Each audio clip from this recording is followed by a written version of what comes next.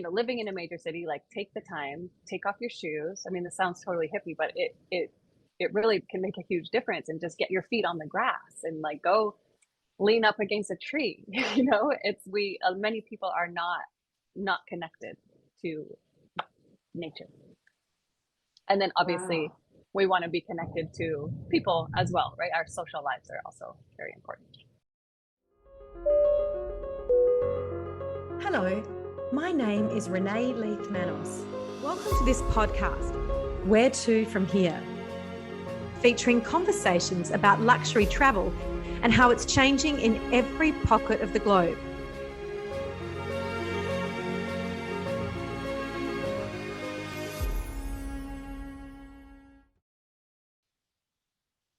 Hi guys, today we're going to, again, one of the places in the world that I absolutely love and where I used to live, and that's Indonesia. And today it's Bali. And we're speaking to Kimberly Rose at COMO Shambhala Estate. Now, I have stayed at many of the COMO hotels. I love their approach to wellness. And I believe that that approach stems entirely from this property in Bali where Kimberly works. So we're going to go right to the heart of wellness in Bali. I can't believe I haven't been there yet, and talk to Kimberly about all things wellness. Welcome. Thank you. Thank you. It's a pleasure to be here. And Yeah. I can't believe you've been to many of the other Como properties, but not this one. And I've lived in Indonesia, and I've been to Bali more times than I can count. So it's quite unusual. Wow. So when something like that happens, it's the universe, and I wasn't ready. And Right. Okay. it will happen when it's meant to. I love that. I love that. It is make sure you move it up to the top of your list. It is one of the most magical places, I think. Definitely in Bali, and if not globally, for sure. So how does COMO Shambhala fit into the COMO story? Because of course COMO was started by Christina Ong and her daughter Melissa Ong, hence the name Yep. COMO. And Yep. was this their first property? Tell us how this property fits into the COMO story. No, it wasn't the first property. It's one of the older properties. The first one was actually the Helkin in London. And they purchased this property in 2004, I believe. So almost 20 years ago. And they had this idea to kind of turn it into this wellness destination, which it is, and just continues to thrive. And obviously, I'm sure we'll talk about this today, is our wellness offerings that we do here. But as you know, the whole kind of Como is just and Christina Ong is very into nutrition and wellness and yoga. So the story, as I understand it, is she would travel a lot and would get a little bit frustrated going to these hotels and not having, good cuisine and yoga. So she was kind of pioneered putting the yoga into hotels in the first place. I know. Yeah. And, we kind of take the nutrition side of things for our wellness program to another level, but just even the food here for our regular members. A lot of people don't realize how obsessed Indonesians are with food. So I can only imagine how good it is. Because Como food is fantastic. I used to love the restaurant that they had in Singapore, but of course they've now just opened the hotel that I've been and stayed at in Singapore. But they had this restaurant, the Como restaurant, and the food was just off the charts. So I can only imagine how good the food is in Indonesia and Bali. Yes, yeah, some of the best. And the other interesting thing is, I'm constantly receiving texts and inquiries about Bali and retreats in Bali, because even when you step off the plane in Bali, I think everyone would agree, you can almost feel as if you're in a retreat no matter where you go. So I can't imagine how amazing it is to be at COMO Shambhala in Bali. It is.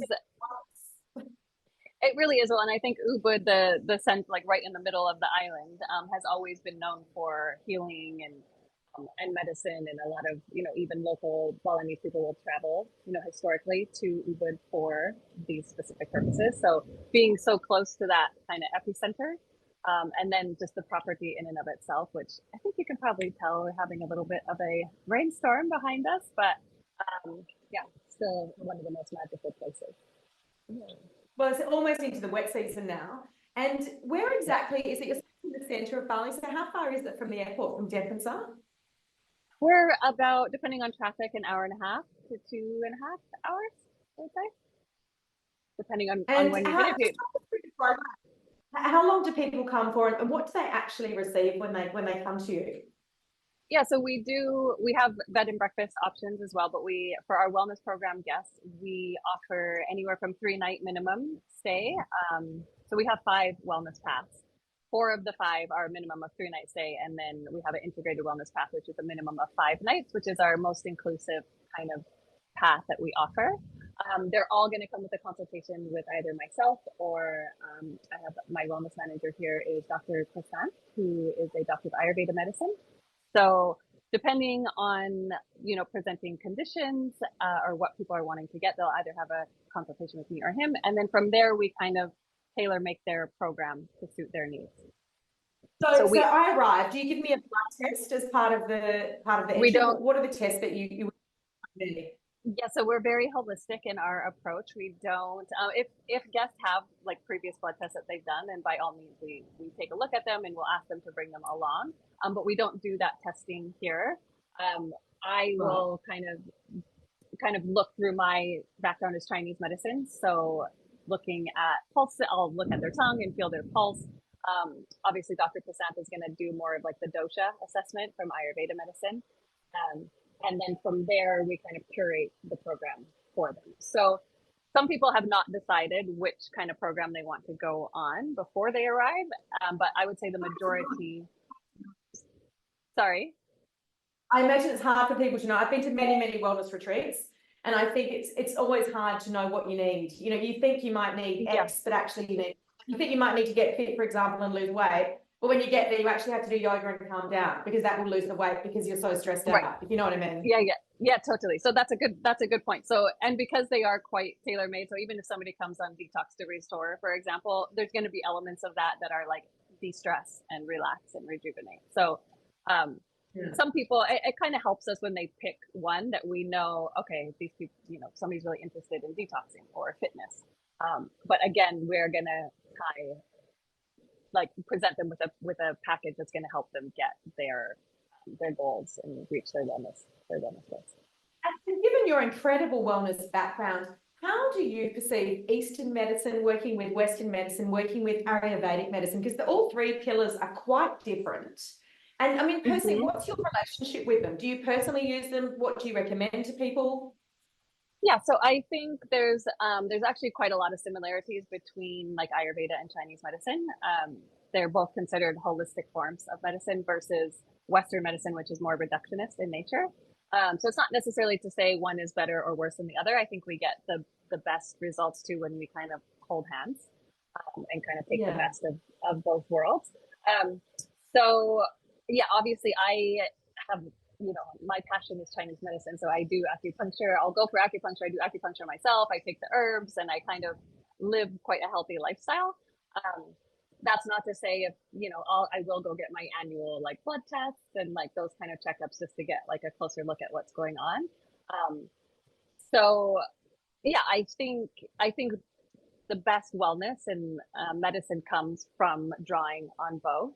And then I always tell our patients here or our guests here that they are really in the driver's seat. I think a lot of people forget that, especially going to their doctor, that they, their doctor tells them one thing, or even, Eastern medicine practitioner, and, they don't have to do all of those things. It's like the patient is hiring the doctor to get their input, which I think we've kind of lost that a little bit more in the Western kind of approach. Does that make sense? Yeah, interesting. Yeah. So do you live at COMO Shambhala? I wish. No, I live, I spend a lot of time here, but I live between here and Ubud. So I'm like 15 minutes on my scooter. Here in where, sorry? And I'm about 15 minutes from here, between Ubud town and COMO Shambhala. Yeah. Oh, beautiful.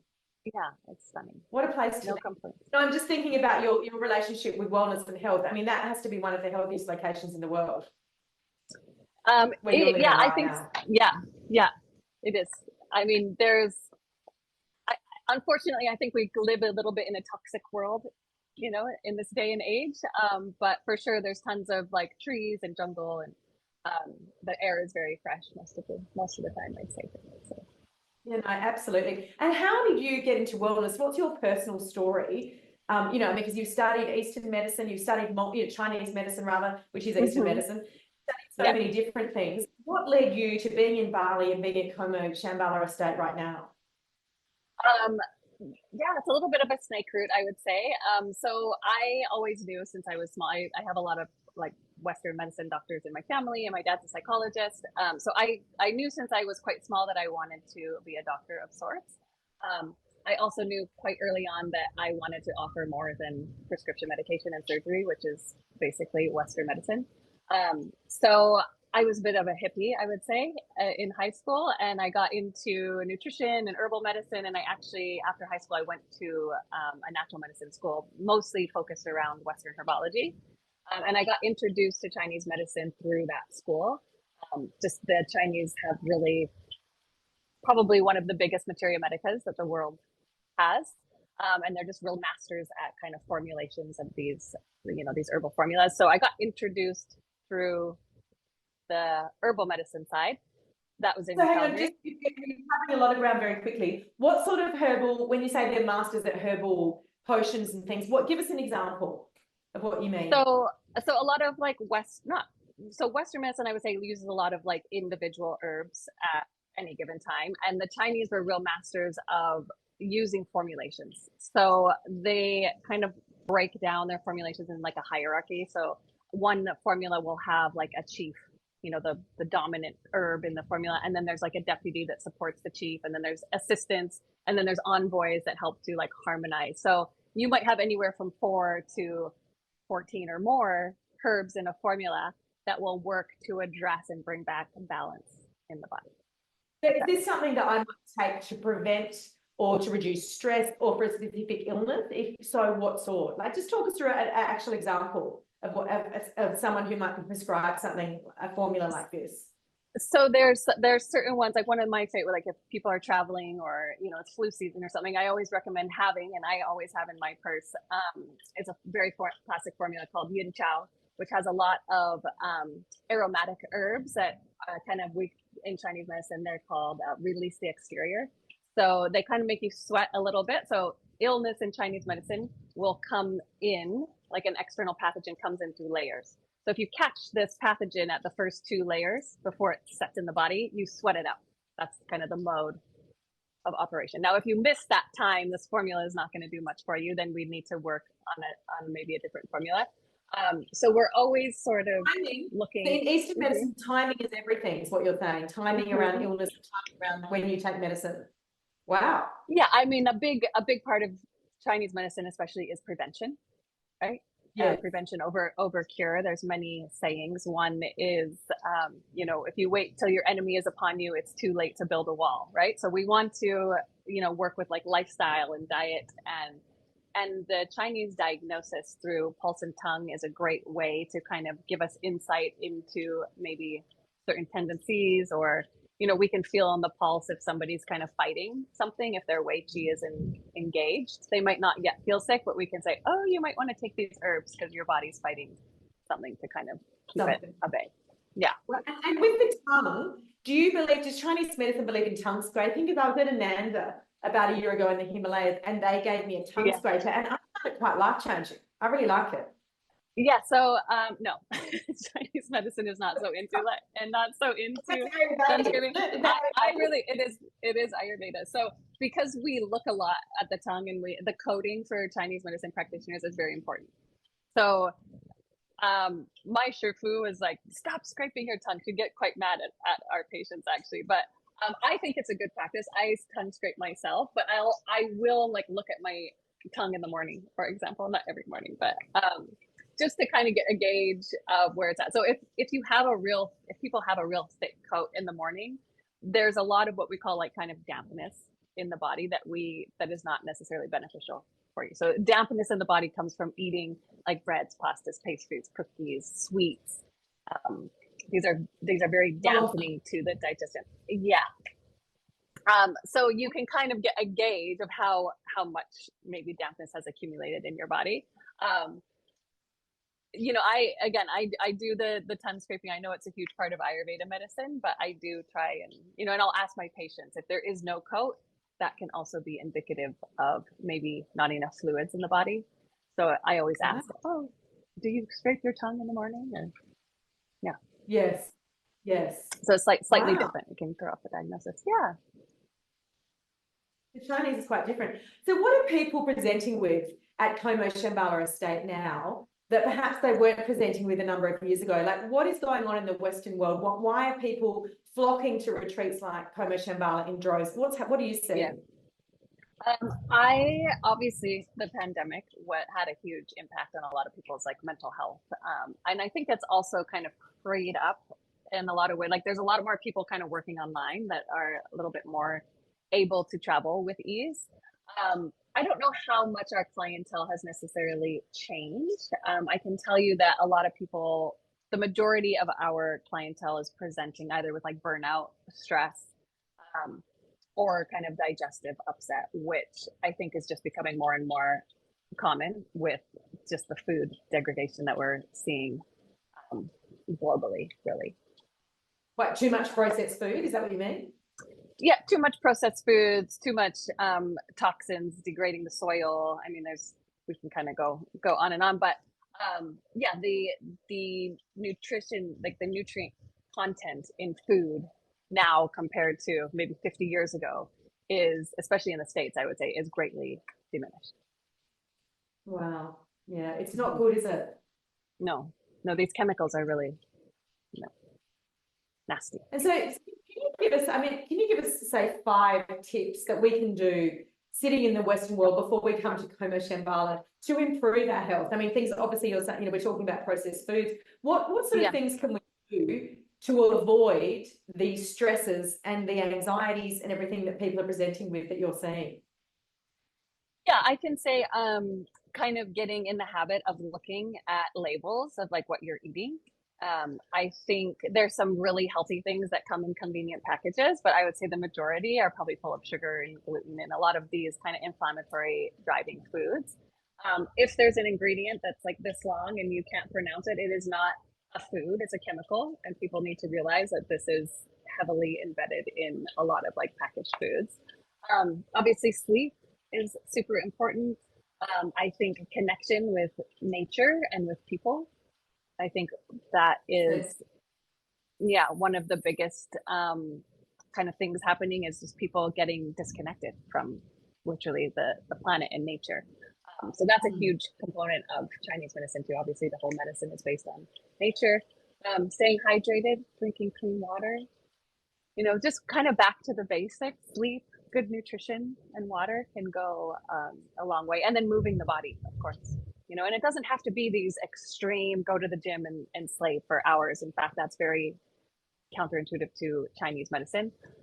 Like walking, like you're in a hurry for 20 or 30 minutes a day would work wonders for many people, especially if they're more sedentary in their lifestyle. Absolutely. Why is the Western world having so much trouble with sleep? It's an epidemic. Everyone's talking about every dinner party I go to, everyone I interview. Even, I was in Queensland at a retreat and they had a sleep program there. Why? I mean, I'm really lucky. I don't have major problems with sleep, but it seems that most people do. What's going on there? Why are we having that issue now? Yeah, I think these wonderful contraptions are not helping us. I think whether people say they're really stressed or not, I think we're living, like our biology is stress, right? Like we're not necessarily used to living and we have so many gadgets, so many lights. People, especially living in big cities, they're not, we are part of nature. We can't be separate from that, which we are. And I think that is, for me, that's one of the biggest disconnections that's happening is between us and our planet, especially in, these major cities.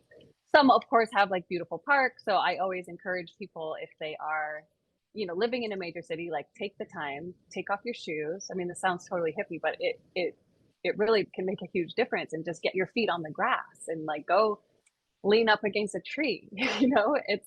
Many people are not connected to nature. And then obviously we want to be connected to people as well, right? Our social lives are also very important. Yeah. And everyone's getting dogs. Is that part of the connection to nature, or is that something else? Well, I think it's connection, and I think any kind of connection is important, you know. I know Yeah. myself personally, I can be a bit of a recluse, you know.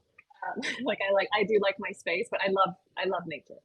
I would much Yeah. easier be able to deal without people than I could go without nature, you know. But That's everybody's an interesting. different, so I think you need to find, we're all different, right?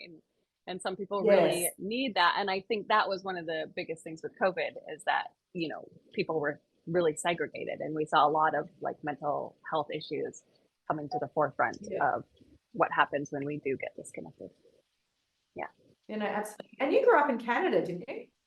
I did. Yes. Yeah. Did you get back there very much? I get back at least once a year. Yeah, my family is there, so I'll go. Yeah, visit parents. Um, yeah, I love Canada. It's a beautiful country. Yeah. It's a bit too cold for me in the winter, or the too cold for too long, I should say. Yes. Well, that's the great thing about Indonesia. The weather's basically the same. The only thing that changes are the rains. Yeah, exactly. Yeah, exactly. Yeah. Wonderful. And so when you travel, do you go to wellness retreats? What do you do when you travel? Or do you go like in the middle of Um, nature? I do. I enjoy hiking. So I lived 10 years in Hawaii. So I'll usually try to also Where, get back sorry? there once a year. In Hawaii. Why? Wow. Which Hawaii, yeah. part? I was in Maui for about 4 years, and did my master's degree outside of Honolulu on Oahu. So Beautiful. I love those islands. So I always try to get back there. I have really good friends there. Um, Another one of my favorite destinations is Peru. I really love the Andes mountains and going to that part of the world. So yeah, and It's then I amazing. always like to see new places. Yeah, Machu Picchu is amazing. Yes, yeah. And Peru has some of the best food, but you know, I'm talking about the restaurants, but I don't think you are. No. I love the food in Peru. Yes, I Yeah. I think it's actually quite healthy too. You know, I mean, depending on where Yeah. you're. Well, they're very much into eating local, and that's again when we Mhm. come back to the issue. A lot of the Western world. I mean, you go to the supermarket and there's lemons from Brazil. This is sitting in Sydney. Right. Lemons from Brazil, oranges from Asia. There's stuff from everywhere. Bananas. It's crazy. Yeah. And you think, Yeah. what happened to bananas are out of season, so we're not having them for another 3 months, but we're going to have X, Y, and Z because that's in season. We've even lost touch Yeah. with that, haven't Yeah. I mean, the kind of globalization is. I mean, we'll see. I think it's maybe a bit. Well, I wouldn't even say it's a bit too soon, but yeah, I definitely think there's something to be said for eating in the seasons for where you're living. Right, in Canada, Yeah. we get avocados in November, which is Yeah. you know Crazy. yeah. And tell me about COMO Shambhala Estate's relationship with sustainability, because I know that it's a challenge in Mhm. Indonesia. It really is, because they burn off rubbish. Yeah. The number of laws surrounding this are perhaps not as many as they need to be right now. I'm saying that as Yeah. someone who's lived there. Right. So how do you get around that, and how do you support the environment? Yeah, I think it can be a bit heartbreaking at times to see the plastic. Well, not at times, it is heartbreaking to see the plastic in the rivers. There are a lot of movements here and more awareness coming. COMO Shambhala Estate and all the COMO properties are in the process now of getting our Earth Check certification. So just taking any kind of sustainability measures that we can as, a hotel group. And I think a lot more hotels in Bali are also doing that. Yes. Yeah, I think it's better late than never, right? Oh, 100%. It's never too Yeah. late. I mean, we've got to do things. I mean, and there's Yeah. traffic problems in Bali, and even that's a Yeah. sustainability issue in terms of pollution. It's Yeah. difficult in Southeast Asia, full stop. Yeah. But I know that the UN's onto it. They've just created a new body to try and sort of police this within hotels globally, just to bring everyone together. Police is probably the wrong word, because we need to go softly and all go hand in hand, right? And really Right. talk about how to reduce plastic, how to involve Yeah. the community. I mean, does Shambhala involve the local community a lot within the hotel? Say that again. Does COMO Shambhala involve the local community a lot within the hotel? Oh, yeah, absolutely. We do, monthly treks through the local village to help clean up the plastic. We'll like help the local schools. Like we're going to be putting a new roof on the library in this local school. Yeah, we definitely do what we can. A lot of our staff is from the local villages very close by. So yes, very much so into, supporting that. Yeah. And apart from spending time in nature, Kimberly, what are the other go-tos for you personally to improve your wellness, to have a balanced life? Yeah, I think diet is like a huge, obviously, like nutrition. Sleeping, I do. What do I eat? So I mean, I encourage people to like kind of lean towards a plant-based diet. By no means do I think people need to be vegan or vegetarian in order to be healthy. But I try to like look, if I am going to eat meat, then I'm going to make sure it's like of high quality. I love the saying like that you are what you eat and you are what you eat. So getting, we have, the beef industry, for example, in America, is getting fed corn, the majority. And like cows don't eat corn. It's like not part of their like natural diet. So just like, I'm quite aware of, what I put in my body. I'm also quite spoiled because there's amazing restaurants in Ubud. And obviously the hotel has really nourishing, wholesome food as well. So I do miss cooking. I have to say I don't cook as much as I necessarily used to do, just because there's such a plethora of amazing restaurants around that I know are using like wholesome ingredients. So yeah. Tell me, all of the COMO hotels I've stayed in, they all have alcohol and wine on offer. What's the case at Shambhala Estate? Can you have a glass of wine? You can, yeah. Obviously for our wellness, obviously for our wellness program guests, we encourage them not to partake. And a lot of people, obviously, if you're invested in your health like that, then you're not going to be drinking while you're here. Having said that, some people just come to de-stress and relax, and maybe at the end of their vacation they want to have a glass of wine. Then Absolutely. It's a combination of people. You don't have to lock into a wellness program. You can just come there and de-stress, detox. Yeah, exactly. Yeah. And minimum 3 nights. Minimum 3 nights stay for the wellness programs. Yeah. And where's everybody coming from around the world to come Shambhala? I'd say probably most popular US and Australia for sure. But we get a lot of Europeans. We've been having more kind of Middle Eastern like guests as well, like Saudi, Dubai. Yep. Yeah. I'm actually amazed. I was recently in London. How many Londoners go to Bali? I didn't realize, and a lot of French as well. Yeah, French, Swiss. Yeah, we get a lot of Europeans for sure. It's not so bad, I'm surprised we get as many Americans as we do, because it's a long way to go. Yeah.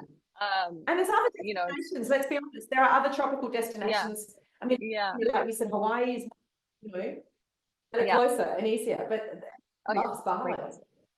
Yeah, I mean, it's a special place. Christina Ong and her daughter, do they come to Shambhala Estate very much? They usually come like once a year. Yeah. We are. And do they actually stay? They stay. Yeah, I think it's more for like business kind of work. We are planning a big renovation here for the spa, and we've been upgrading the residences, so that's very exciting. So our spa is just going to be incredible. Maybe June next year. So that's something to look forward to for sure. Yeah, absolutely. I would love to come and have a look, because as I said, I'm a huge fan of, and I'm a huge fan of COMO. Yeah, it's wonderful. In fact, after this, with England Time, I'm interviewing William Curley, the chocolate maker. You can't get further away from healthy eating, but who's doing some chocolate's good for the soul, right? I know, exactly. Yeah, I couldn't think of anything more appropriate. He's won all these awards in Britain, so COMO is definitely a brand that I'm aligned with. But look, before we go, and you can talk about what you're doing today or what your plans are this week, or your next holiday even, where to from here for you, Kimberly? Where to from here? I actually have a consultation to go do for wellness guests. September has been we've had a ton of wellness guests coming, so that's exciting. Wow. Yeah, that's my direct move. In the near future, I will be going to Canada in February, which I'm a little bit terrified about, but also looking forward to get in the snow in that like pristine kind of beauty. And I love the white in the mountains. So yeah. And the clear air is so good for your lungs, don't you think? It's beautiful. Yeah. It's Yeah. different. Once you get over the initial shock. And whenever I leave Indonesia, the humidity is so good for my skin and nails there that everything just cracks. Totally. Yeah. Can you find something to fix that? Yeah, a lot of moisturizer, staying hydrated for sure. Yeah. Drinking olive oil or coconut oil helps a little bit too, because then you're moisturizing from the inside, but they're still great no matter what I do. Yes, no, absolutely. But it's wonderful to talk to you and wonderful to hear about, COMO Shambhala Estate and the way that they're helping everyone with their health. It's so important. De-stress is really the key to, a long life. Every Western doctor, Eastern doctor, Ayurvedic doctor says that. So, congratulations on helping the world, become a better place in that sense. Yeah.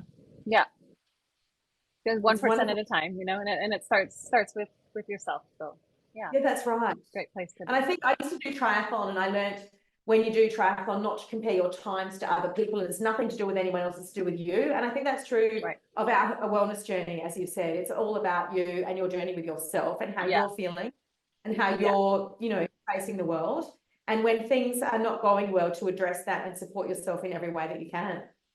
Yeah, and just consistency and small things over time make a big changes. So and I know that for me in my life, whenever I've had major challenges, wellness retreats have been a lifesaver. Like when my father died, we went to Ananda in the Himalayas. They'd been inviting me for many years, and they said, in the only way that Indian people can say, when the time is right, you will come, and they were right. When the time was right. And it was so supportive, and really, I just got myself back into alignment and, really got away from everything. And as you say, I was sitting in nature and climbed mountains and, monkeys jumping on trees, which you don't do in an urban environment. It was wonderful. Yeah. So I get it. The environment is crucial, and I think a lot of people, and back to having a lot of Americans come. There's it's been proven that the farther people travel for health and healing, the better the results, right? So that might be part of it. Yeah, that's really interesting. Is that right? Who proved that? That's fascinating.